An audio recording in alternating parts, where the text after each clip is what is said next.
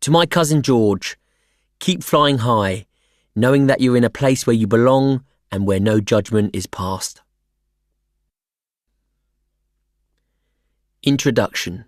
You feel stuck in your life. The wall. Sooner or later, we all hit it. The wall might be anything. It might be your lack of motivation. It might be that you have no self-belief. It might be your fear of leaving your comfort zone. It might be that you're struggling to get over the loss of a loved one. It might be that you spend too much time with people who undermine you. Or it might be a relationship that you need to get out of. What all these things have in common is that they're holding you back. They're the things that seem as if they're stopping you from reaching your true potential, from getting the most you can out of your life. That's where this book comes in. I want to share with you my strategies and techniques for smashing through things that are standing between you and the best version of yourself. One of the most amazing things about what I do these days is the interaction I have with people from every walk of life. I get to talk to them about what they're going through. Sometimes I'm even able to help them. I feel brilliant and really lucky when that happens. People turn to me because I think differently. I give them different ways of looking at the world and their own place in it. They know that I'm not happy to accept the norm quietly if the norm doesn't work. I'm not interested in the generic, in the off the peg. Whatever it is I'm faced by, I want to work out the solution for myself. They also know that I can speak from experience. My failure to fully confront the fact of my father's death held me back for years. It left me lost in the void. I sabotaged my life over and over again. I've experienced this in my working life too, because I'm obsessed with what I do. I hit a wall every 5 or 6 years. At the beginning of a new project, I'm full of energy and drive, and I push and push until I'm operating at the upper limit of what I'm capable of. And then, at some point, all the positivity starts to give way to resentment and frustration. I snap at people and feel angry without even really understanding why. The wall. In those cases, the wall becomes something I just need to get rid of. Once it's been brought down, I can then feel all the tension that's been building up inside me flood away. I breathe easier. My enthusiasm returns. It's like getting a second wind. And that's the thing. Hitting the wall isn't as bad as it appears at first. Yes, it feels frustrating and uncomfortable, but it's a sign that you've already evolved to the point where you've outgrown your current circumstances. The person that you're with in that relationship isn't moving with you anymore. You feel stagnant in your career because it no longer challenges you. You're not happy with your body and want to lose weight. You hate the fact that you can't seem to make decisions. You want to change, but you can't break old habits. Life is all about finding out who you are, where you fit in. You'll hit many walls along the way. The truth is, sometimes you'll outgrow people and places and jobs. So, if you're angry with yourself because you struggle to find motivation, then good. This is a positive outcome. You've recognized something about yourself that needs to change if you're going to keep moving forward in your life. Your frustration at discovering that you can't motivate yourself is also the first step towards grabbing that momentum. Deep down, you know that you can do better than this. You know that you need to change, that you need to do things differently, go in a different direction. You need to focus on yourself. The friction is just a sign that while the situation you're in at the moment might be about to end, something new is ready to start. This is where you get to make a choice. Either you complain about how stuck you feel and sit there hoping someone or something will change things for you, or you realise that it's up to you and only you to get through it. I hope that this book is something that you'll be able to draw on as you go on that journey. The Wall is going to be a bit different to my previous books. As always, it will contain hard-won lessons from my own life. But there will also be examples taken from my encounters with people who I like to think I've helped. I'm so inspired by seeing their resilience and strength, their own ironclad determination to overcome tough times and challenges. There will be activities and exercises for reflection to help you really absorb and engage with the ideas contained within these pages. This is the first time I've done anything like this in my adult books, and you'll find them scattered through the text. I've included them because I want you to see The Wall as a collaboration between me and you. Every single reader will see the same words, but every single reader will also make something different of them. A book is a brilliant start, but that's all it is. It's a jumping off point. You've got to go out there and discover what works in your life. Make every idea in here your own. Break things, make mistakes, find out who you really are. Because until you do that, there will always be a wall standing in your way. Chapter 1. You're afraid of what others think of you. I once read something that has stuck with me ever since. A flea can jump approximately 300 times its height.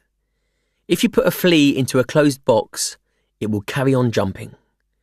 For the first 15 or 20 times, it will try to propel itself into the air as high as it possibly can. And every time, the poor creature will smash into the box's lid. After that, it will learn. From then on, its jumps will be perfectly calibrated to just skim the top of its new home. What I find saddest is that if after a certain amount of time has elapsed, you set that flea free, it will carry on jumping as if it's still in the box. This always comes to mind when I think about ways in which our desire to please and to conform can become a massive obstacle on our way to achieving our true potential. Too many of us are far too worried about what other human beings think or say about us. It's paralyzing, and to a certain extent, that's not surprising. Those in power, society, negative people all want to suppress us.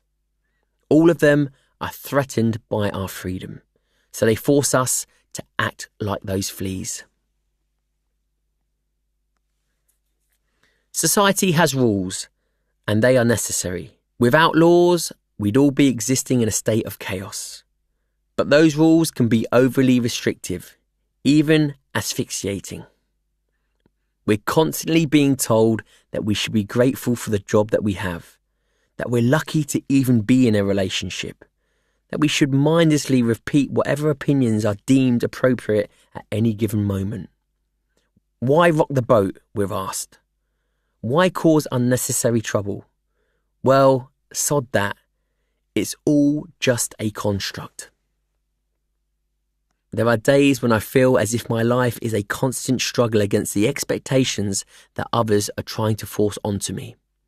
Most of the time, the direction my energy is pointing me in is in tension with what others want me to do. But I'll always back the messages my body and mind are giving me. Why would I want to let other human beings define my limits? I'm my own person, with my own values, and I'm not ashamed of that. The fact is, though, that most people don't think for themselves. It's easier just to go along with the crowd. And it's because of this, because most people know deep down that they've surrendered control of their lives, that they hate it when they come across somebody who has chosen to be free.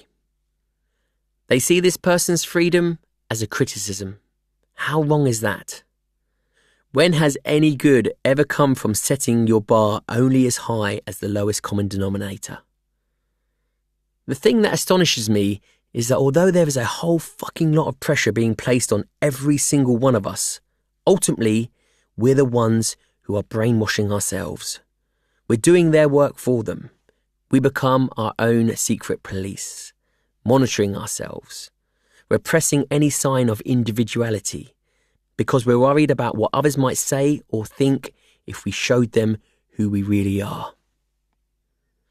All of this means that the thought of being judged or laughed at or condemned or even pitied is a huge wall for so many of us. It's one of the biggest things stopping so many people from becoming the best version of themselves. It limits people, forces them to spend too much of their own time on this planet living in cramped boxes. Perhaps that has always been true, but the current atmosphere in society and the rise of social media has magnified that trait in us.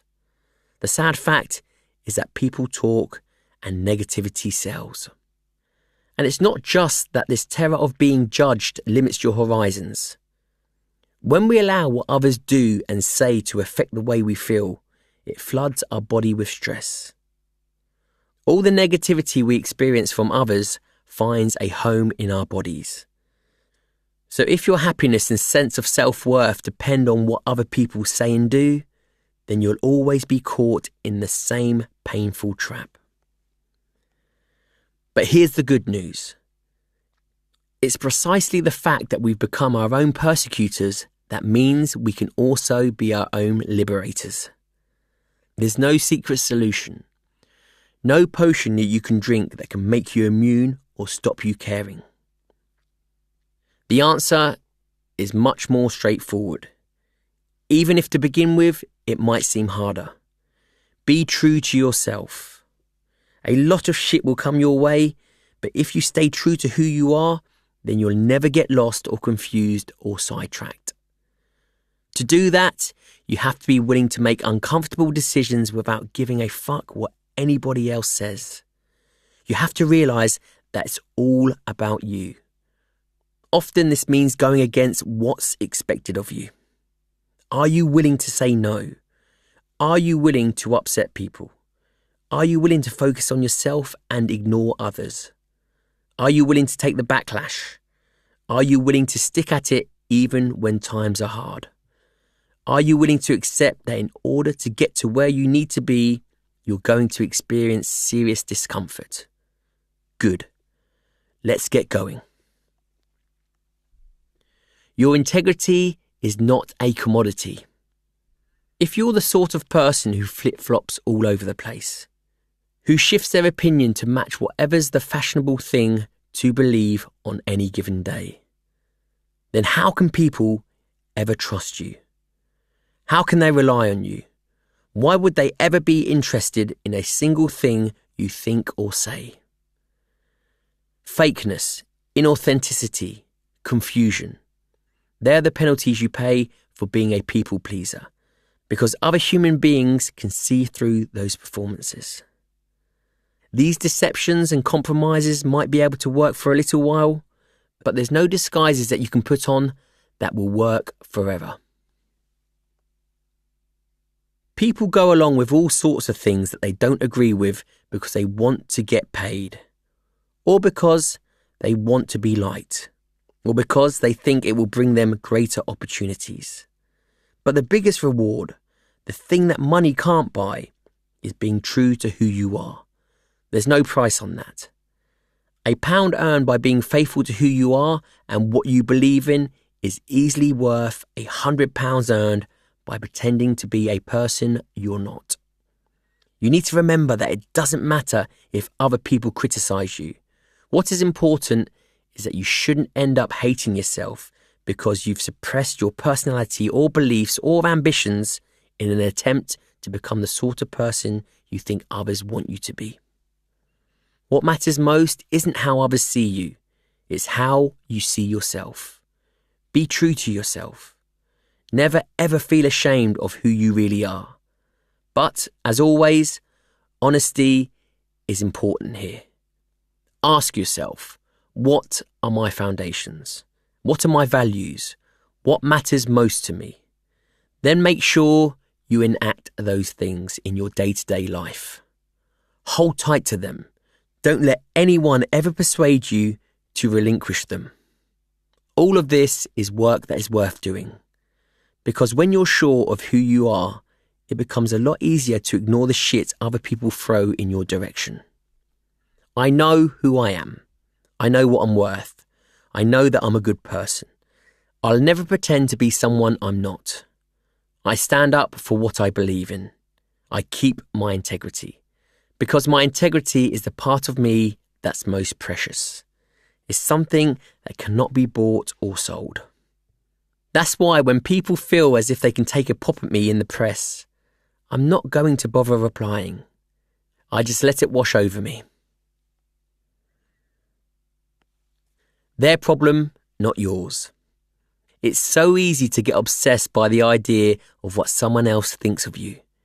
Very often, it leads to you working out ways in which you can squash yourself, your personality and your needs so that this person will like you more, or respect you or applaud you, even just behave a bit more kindly towards you. But what you should never forget is that whatever they think about you is the product of their own experiences, prejudices and insecurities. It has almost nothing to do with who you actually are. They don't know you, not the real you, and they don't know what you're going through. Whatever they might say to you, whatever criticism they toss in your direction, says much more about them than about you. When you realise that, then it begins to seem irrational to care about what they think. Exercise. Have an out-of-body experience. If you're always bending and twisting who you are to fit what you think other people want you to be, then you're going to run the risk of becoming lost. After a while, you won't really know who you are. You'll think that the carefully created, anxiously constructed version of yourself that you present to the world is the only way you'll ever receive the love and praise you're so desperate for. Why is it that you want that love and praise? When you realise that none of this is important and that you'll never actually get the love and praise that you crave, then you'll realise that distorting who you really are in an attempt to secure it is a dead end. It's an illusion, like those guys in history who spent their days trying to turn lead into gold. Take a step back. Imagine that you're watching somebody else put a mask on every time they meet somebody new. What would you say to them? The only opinion that matters. If you want to cut out those negative voices, then the first thing to do is to remind yourself that the only person on the whole planet whose opinion matters is you.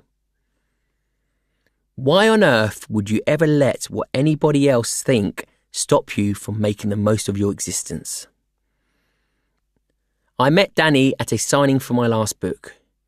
He was a really nice young lad, bursting with enthusiasm but shy. So shy that he could barely return my gaze. Instead, he hid behind the thatch of thick brown hair that crept down over his eyes. He was obsessed with music, he told me. It's all he thought about from the moment he woke up till the moment his head hit the pillow at night. He was an electrician, but what he really wanted to do was be in a band. He wrote songs in his bedroom, he said, and there was part of him that was desperate to take them out into the world to find out if he had any chance of making it. The problem, he explained, was that he was shit scared of what his mates would say.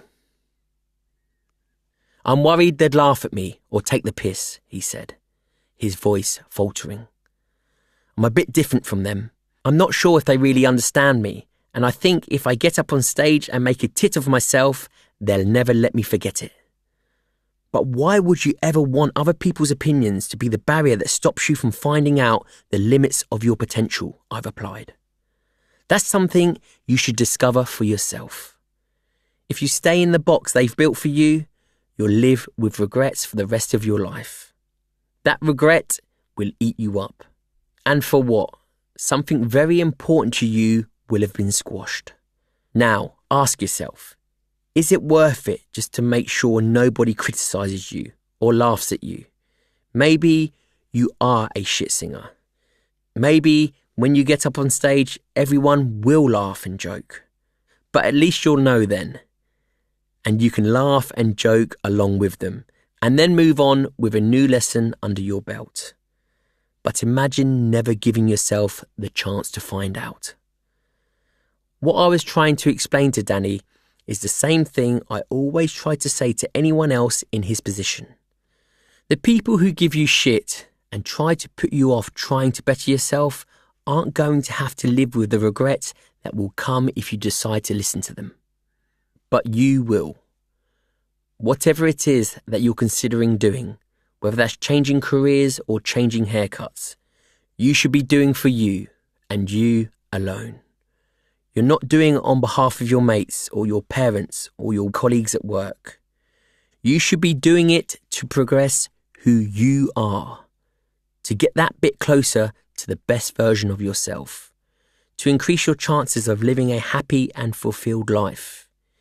If you think that the path you've chosen is right for you, then I promise you that's all that matters. So remind me, why should you care what anybody else thinks? Put on your armour. I know that sometimes what I do is misunderstood. Sometimes people will talk about me. I'm fine with that. It shows me that what I'm doing is new and different. People don't like the unfamiliar or the unconventional. It threatens them. So when they see you behaving in that way, they try to suppress those traits in you. You should never feel as if you have to bow to that peer pressure. You have nothing to apologise for. But don't fool yourself that it's going to be easy. Be prepared to be misunderstood. Be prepared to take the shit. Be prepared to be bad-mouthed. A proportion of this process is just realising that in all likelihood, the people whose opinion you're worried about are the sorts of human beings who are trying to drag you down because they can't get up to your level.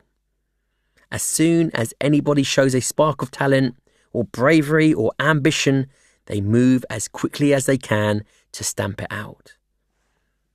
There's no reason in the entire world to worry yourself about what someone as jealous, as ignorant, and as afraid as that would say. It's more about them than it is about you. The other portion of the process is about being a bit more proactive about protecting yourself. It's bloody easy for me to just say, shut those voices out. I know it's never quite as simple as that. And yet, as I explained to Danny, you can put your armour on in advance. If you're worried that your friend Mike is going to tell you you're a wanker for getting up on stage, then guess what? In a sense, the worst has already happened. You've already heard him say that to you in your head, and you've survived it. The bullet has ricocheted off your armour. So what are you afraid of? That's what I did when I was struggling in the early days in the military. I knew that I'd get shit for being a bit smaller than some of the other soldiers. And you need to bulk up. You're only 9 stone and you're carrying half your weight. What the fuck do you think you're doing? Just give up. I was honest with myself.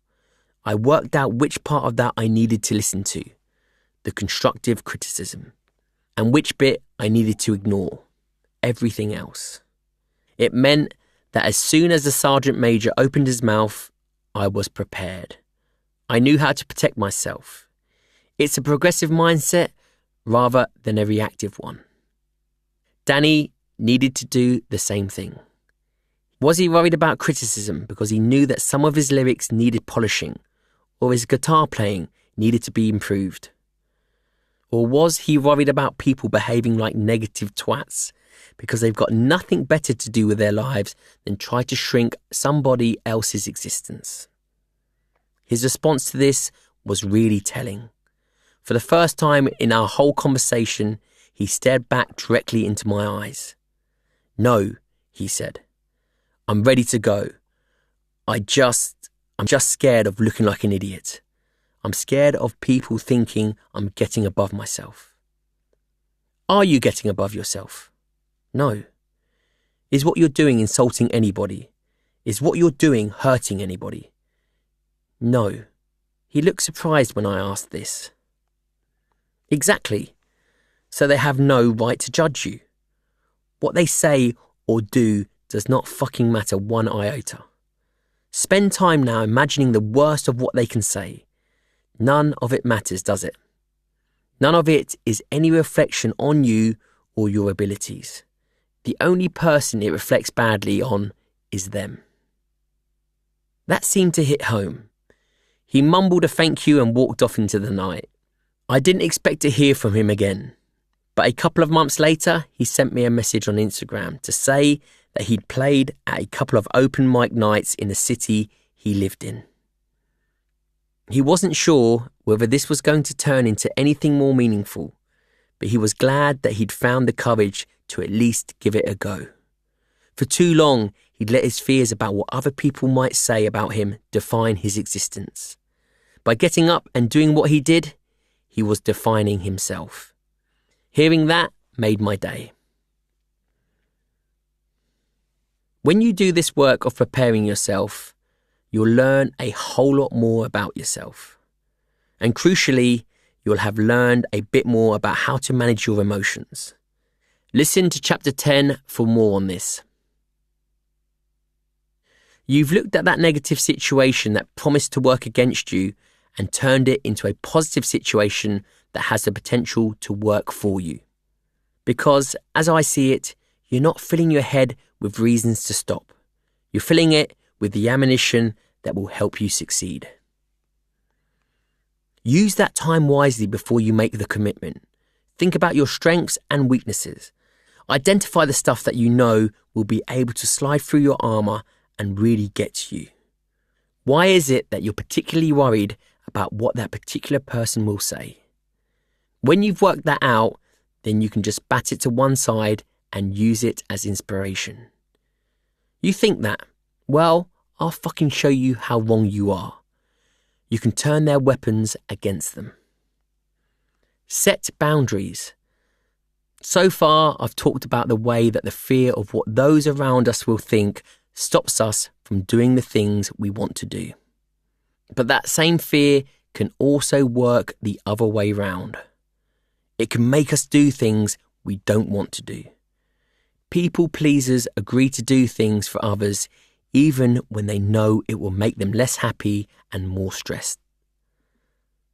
They do this because they're so terrified of how the other people might react. What they don't realise is that if they're willing to set a few boundaries, then not only will they save themselves that anxiety, they will actually be more respected as a result. I'm always being asked for favours by other people. Can you come to this? Can you endorse that? If I can help, I do. Most of the time, though, I just can't. I'm not going to tear myself to pieces to make other people's lives a tiny bit easier. And I'm not going to sacrifice spending time with human beings I love for the sake of someone I've never met.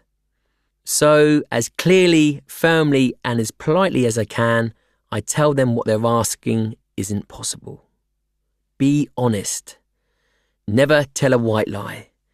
You'll just end up feeling shit about having done so and will probably end up laying a trap that you'll fall into further down the line.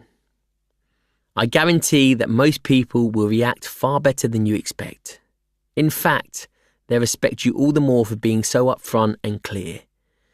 But if they do give you a hard time, then you'll have got all the proof you need that you should never have got involved with them in the first place. Lessons. Don't throw away the best parts of you because you're listening to what the worst parts of the world have to say. Only one person's opinion matters. Yours. Hold on tightly to your integrity and your values. If you make sure that they're your foundations, you'll find it a lot easier to shrug off any criticism that comes your way. Don't suppress who you are because of what is, at the end of the day, nothing more than external noise. Try to filter it out, just as if you would filter out the racket made by the bulldozers tearing up the street outside. If you've prepared yourself mentally for the sort of nonsense that's going to come your way, then it'll be easier to face if and when it does show up. You can take everything negative that's thrown at you and use it as motivation. Don't be afraid of saying no. If you set clear boundaries, people won't be offended, but they will respect you more. Chapter 2. You're surrounding yourself with the wrong people. For the first time since we'd landed, I took the chance to catch my breath, arrange my thoughts. I suddenly noticed how cold the night air was against my chin. Almost time to go, I told myself. I could see that the rest of my team had nearly caught up. My rifle was snug and firm in my arms. I'd trained and fought with it so much that it always felt to me like an extension of my own arm. I could throw it around with the same control and precision as a juggler exerts over his balls. Almost time to go. It was as if I was trying to force myself to make that move. I tensed my muscles, readying them to thrust forward. Just as I was about to make that breach, another volley of bullets came through the door. Fucking hell. I snapped back to the position I'd just been in. Another pulse of adrenaline. I could feel it jangling through my body. This was strange. What was happening? In an attempt to restore my composure, I told myself, I've been here before. I've done this before. All I need to do is wait for the pause. The enemy always had their AK-47s on automatic. We'd been taught that you only need 1, maybe 2 bullets to do the job. They preferred to spray the room. If somebody had their gun on automatic, I knew they were panicking. If they were panicking, they were probably not that well trained. If they were not that well trained, then they were not going to know that when they fired on automatic, the weapon's muzzle got jerked up and they could only bring it down again by taking their finger off the trigger. That gave you a pause of maybe a second and a half. Not long, but enough. Wait for the pause. Wait for the pause. Then it came. I tried to move. Nothing. It was as if every limb in my body was paralysed. The connection between my body and mind was broken. The next moment, bullets came slashing through the door, sending splinters flying in every direction. So many that before long it was beginning to look like a piece of lace. I went to move again. I had to move again. Fuck. I slammed my body back against the wall. More bullets came. Another burst. I thought to myself, Ant, wait for the pause. Again, I made the calculation in my head. All you need is a split second. I was hunting him. He's shit scared. I'm better trained than him. I've got every advantage. Why can't I move? It's fear. What the fuck? What the fuck? How has this happened? I tried to move my feet, but they remained rooted to the ground. It was at that moment that I felt a gentle touch on my shoulder. It was one of my pals. He'd reached over and squeezed my shoulder twice, really softly. I knew he was telling me, don't worry, Ant, it's okay. I know what you're going through. The moment you go through that door, I'm going to be right behind you. It was almost like an out-of-body experience. As soon as I felt the pressure on my shoulder, the anxiety and fear left me. Suddenly, I felt invincible. I waited for the next burst of bullets, the next pause, and then bang, I was straight in. Moments like that underline the importance of having the right people around you. When I was struggling, when I could feel my nerve failing, a comrade stepped in to let me know that he was there for me. That he had my back. Knowing that gave me the courage I needed to do my job. It's other people that help you smash through the wall. In fact, I'd go further. I believe that a life is only as good as the people who are in it. If you're hanging around with the wrong people, then 9 times out of 10, your life is going to be heading in the wrong direction. You should surround yourself with positive people who benefit your life. They need to be the sort of person you only have to sit with for a couple of minutes in order to start feeling better about yourself, or so that your energy is restored. Or they might be the kind of friend who, when you're on the verge of doing something stupid to please someone that really doesn't deserve it, will give you the push you need to say no and stand up for yourself. Positive people will support and challenge you. Sometimes they'll do both at once. Very often I've found what determines how tricky or not something feels isn't the scale of the task facing you, but the quality of the people around you at that moment in time. The single most important element of any project I get involved with is the people who are taking part in it. Sure, the idea has to be good, but there needs to be trust and a sense of shared values. I've passed on brilliant sounding opportunities because I haven't got the right vibe from the people I'd end up working with. When you're around good people, you feel more confident. Everything becomes more straightforward. Things that used to intimidate you or that felt thorny and complex lose the power they once had over you. You start to look forward to them. You feel comfortable expressing who you are and know that you won't be judged if you fail. The opposite is true when you're in a circle of negative human beings. Everything suffers. Your confidence dissolves. You feel anxious and fearful. You struggle to trust others. That's why you should never be friends with people who are jealous of your success, or who want something from you, or who lie or talk shit about you behind your back. If you feel worse every time you see somebody, you should cut them out of your circle as soon as you can. Product of your environment. Do you know what happens when you surround yourself with good people? They will make you a better person. And guess what? When you hang around with wasters, you become a waster too. Do you want to be the sort of person who works during the week purely so you can get fucked up at the weekend? Or do you want to be the sort of person who surrounds himself with inspiring, talented, committed people? Think of all the practical and technical skills you can learn from them. But that's really just the start. When you're surrounded by people who value hard work, honesty, and generosity, people who set high standards for themselves and expect others to match them, then that's the kind of behaviour that you'll try to display too. You'll want to emulate them. Think of it as the best possible version of peer pressure. That was the atmosphere we had in the Special Military Unit. You didn't actually have to be the best of friends. With all those strong personalities, that wasn't ever going to happen. But we all trusted and respected each other. When I sat in the helicopter on the way to a mission, I'd look around at the lads and say to myself, I know you've bled. I know you've cried. I know you've suffered. I know you've pushed yourself to your limits and beyond to get to where you are now. I never wanted to disappoint them.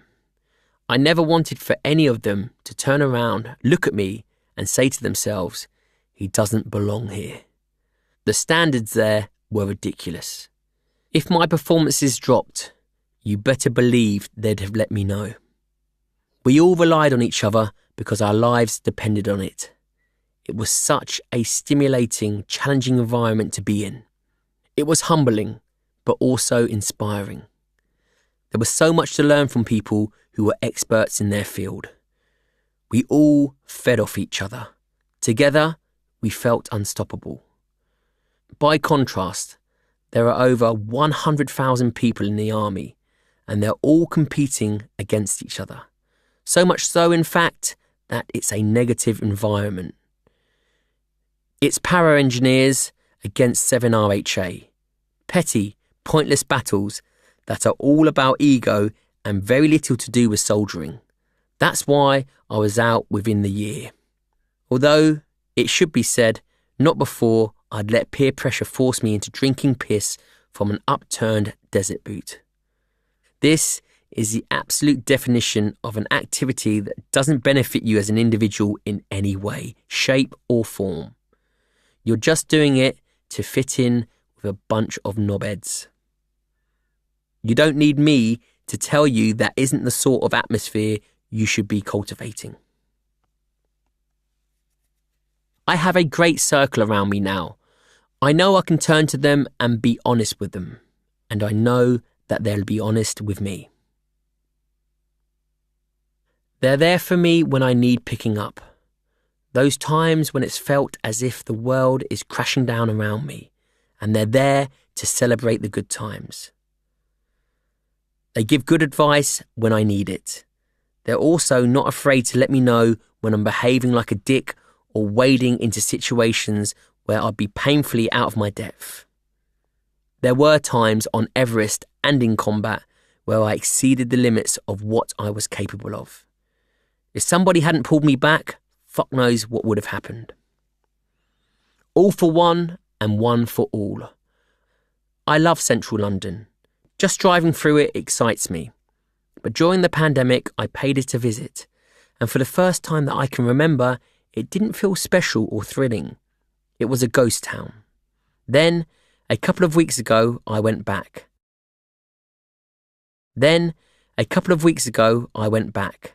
There were people milling about in the streets. You could hear them laughing and arguing and shouting. Fuck me, I thought. That's what was missing. It's not the place. It's the people that makes it mean something. It's difficult to find a life that's meaningful if there aren't other human beings in it to share it with. Shared experiences are so important. Very often, they're the bedrock of our happiness. And it's the network of people we interact with in our lives who give us the platform we need to thrive. You can't do everything yourself. That's just a fact. When you really drill down, you realise that very few people's achievements are the result of one person working in complete isolation. There's always a team.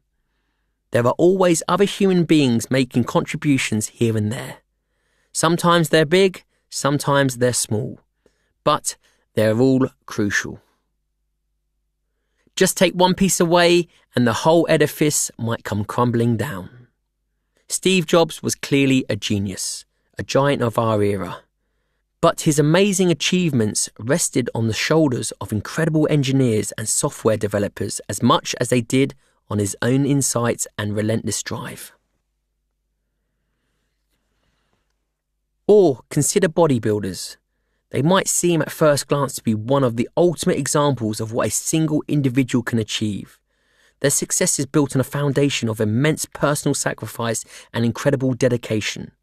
But then think about the nutritionists who have given them advice on how to construct the perfect diet. Think about their gym partners.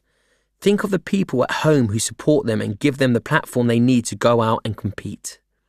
They're enmeshed in a whole chain of other human beings' work. None of this takes anything at all away from the bodybuilder themselves. And yet, it's a valuable reminder that every individual accomplishment is also, in truth, a collective one. This shouldn't come as a surprise. Human beings are an inherently sociable species. Our survival, our position as the dominant creatures on this planet, rest in large part on our ability to form close connections with other human beings. Our success as a species has been built on our ancestors learning to trust each other, to cooperate, to watch each other's backs. This is such an important thing to remember. Life is hard. Sometimes it can feel like an uphill struggle, but you don't have to tackle it alone. On those days when the wall before you seems insurmountable, you should never feel afraid of asking others for help. How many people does it take to make a decision? Decision-making is another area of life that illustrates the importance of surrounding yourself with the right people. You need to know that whether you make the wrong call or the right call, your friends and family are still going to be there with you. If you're confident of that, it's far easier to take risks. You're more willing to step outside your comfort zone. When you've got people by your side who you trust, who you know will understand when you fuck up, then you're so much more likely to commit to riskier, or, to look at it another way, braver options. Because you know that it won't be the end of the world if stuff goes wrong. We're all building each other up so that we're strong enough to survive anything. If you don't have that, then you don't make decisions. You don't commit to new things. Instead, you stick to the basic everyday shit that keeps you ticking along, but that doesn't excite you. Your world won't grow. My wife, Emily, is a brilliant example of a supportive person who gives others the chance to go out there and take the steps they need to become the best version of themselves. As I've said before, the most important decision of your life, bar none, is who you partner up with. You need somebody compatible who understands you and accepts you for who you are. Somebody who pushes you to be the best version of yourself, not somebody who restricts you. When somebody truly loves you, they'll allow you to be yourself. I don't mean that they'll be a doormat. And in my eyes, being yourself is absolutely not going out on the lash with your mates every night of the week. From the moment Emily and I found each other, I've thrived as an individual.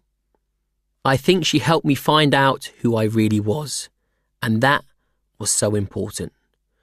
You need to know who you are before you can begin to believe in yourself. It was Emily who always encouraged me to follow my passions and dreams. More importantly, she gave me the platform I needed to find out what I was capable of. I didn't truly have self-belief until I met her. Her message was always, if you think you might be able to do something, go out and do it. So I did, and came back brimming with newfound confidence. She's always been happy to see me thriving, going to work happy. Make sure you don't end up like those people who never achieve their potential because they're being held back by their partner. Find somebody who shares your values, who will be your strongest cheerleader, who gives you the support and space to become the best version of yourself. Find your Emily. Take a chance on me. Who out there is going to enable you to succeed in the task you're about to embark on? More importantly, who is going to enable you to succeed as an individual? In order to draw good people to you and keep them there, you have to be willing to put your faith in them. They must believe that you believe in them. Practice is always more important than theory. At the end of the day, the only way you'll know if you can trust someone is to put your trust in them. How the hell are you ever going to know if you don't give them a chance? Give them the opportunity to show that your instincts were correct. Make sure that, in turn, you're that person who people know they can rely on. When your face floats into their mind, you want them to think, yes, he's got my back. That was exactly how I approached every scenario in Escape. There was no way in the world we'd have had even the slimmest chance of getting out if I acted as if I knew everything myself and refused to put my trust in the other team members. They were all strangers. I knew nothing about them right up until the moment we were plonked into the middle of the desert or jungle or wherever. I'm not a mechanic. Me fiddling around with engines would have ended very badly. But I do know how to graft, and I do know how to manage people. So I just kept it simple. What do you know? What can you bring to this situation? What don't you know? What shouldn't I ask you to do? Once we'd established all that, I gave everyone their head. I wanted them to see that I had faith in them, so that they were inspired to repay that belief by doing the best job that they could. If you can't trust others, you can't call yourself a leader. With great power comes great responsibility. You've got to bring something to the table. How can you benefit your team? How can you benefit your social circle? I don't mean money or a big house. I mean, what is it about you and your personality that improves the lives of the people who come into contact with you? Be the ally to others you'd want for yourself. When you're trying to think of how you can contribute to the lives of the people you have around you, try to think of the qualities you look for in other people and try to embody them yourself. If you're looking for loyalty, positivity, and honesty, then try to make sure that you practice those values too. Think of yourself as your friends and family's ally. This attitude is essential when you're part of a team. Don't ever be a spare prick. If you can't see an immediate way to help others, don't hide away pretending to be busy, hoping that nobody asks you what the hell it is you're actually doing. I hate busy fools. Don't be that person who'd rather look important than actually want to contribute. Why wouldn't you want to operate as close to your full potential as you possibly can? Why would you opt to pretend to be achieving things because you think it makes you look good, when you could actually be out there building stuff? You might be able to fool other people into giving you credit, but you can't ever fool yourself. If you've got good people around you, make sure that they feel trusted and valued. If you're the kind of boss who treats your best employees like shit and constantly ignores their requests for a raise, don't be surprised if they walk out of the door. If you're the sort of friend who walks by when your mates need you, then you can't expect them to have your back when you're in trouble. Don't treat relationships like they're transactions. If you enter a friendship thinking to yourself, what's in it for me? I guarantee it won't last. Why I hate gossip. We can make the others around us feel like $1 million, as if they're unstoppable. The flip side is that we can also do the opposite. The things we say and do have the capacity to crush other human beings in ways we don't always fully appreciate.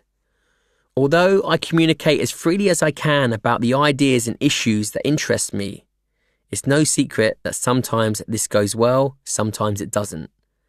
I'm much warier when it comes to talking about actual human beings. I don't hate anyone. As much as I can, I try to avoid bad-mouthing other people. Does the world really need to know that I don't like a particular person? Will that improve anybody else's life? What good can come of slagging off somebody else I've never met? There have been many times when other people have run their mouth off about me in the papers, and before I know it, I've had a call from someone in the media asking me what I want to say in response. I tell them what I tell everyone. I don't know the guy. I've never met him. I'd been looking forward to meeting the guy, but now I won't. I don't want to get drawn into their psychodramas. I don't want to perform for them. And you should look to do the same. Don't bitch, don't gossip, don't backbite. Why waste energy on that sort of negativity? People love the drama so much that they forget what this sort of behaviour leads to. Here's a clue. Nothing good. We have approximately 4,000 weeks on this planet. Ask yourself, is this person worth my energy? Then ask yourself an even more important question. What signal would it send to the world if I spent my life slagging other people off? What sort of person would that make me? And what sorts of people would that kind of behaviour attract and repel? Lessons. Your environment is dictated by the people you surround yourself with. Positive people create a positive environment. So be careful about who you spend your time with, because it will determine who you are. Your circle should be filled with people who inspire you to be the best version of yourself. They should fill you with positive energy. If their company leaves you feeling drained or undermined, you should ask yourself whether they're someone worth spending time with. Never be afraid to ask for help or seek out the support and advice that others can provide. Life can be tough. It can be challenging. So why make things harder than they need to be by trying to do everything on your own. The single most important choice you will make in your life is your partner. No human being will have a greater effect on your journey. Make sure you find someone who shares your values and ambitions. I've been to war. I've seen people at their very worst. And yet, I'm still always going to give others the benefit of the doubt. It's up to them to prove me wrong. So treat people with respect, right up until the moment they show you that they don't deserve it. True friendship isn't about blowing smoke up each other's asses. When you've got the right people around you, they'll know when you need support and when you need to be told that you're heading in the wrong direction. Don't gossip. Don't talk shit about others behind their back. Do you need me to explain why?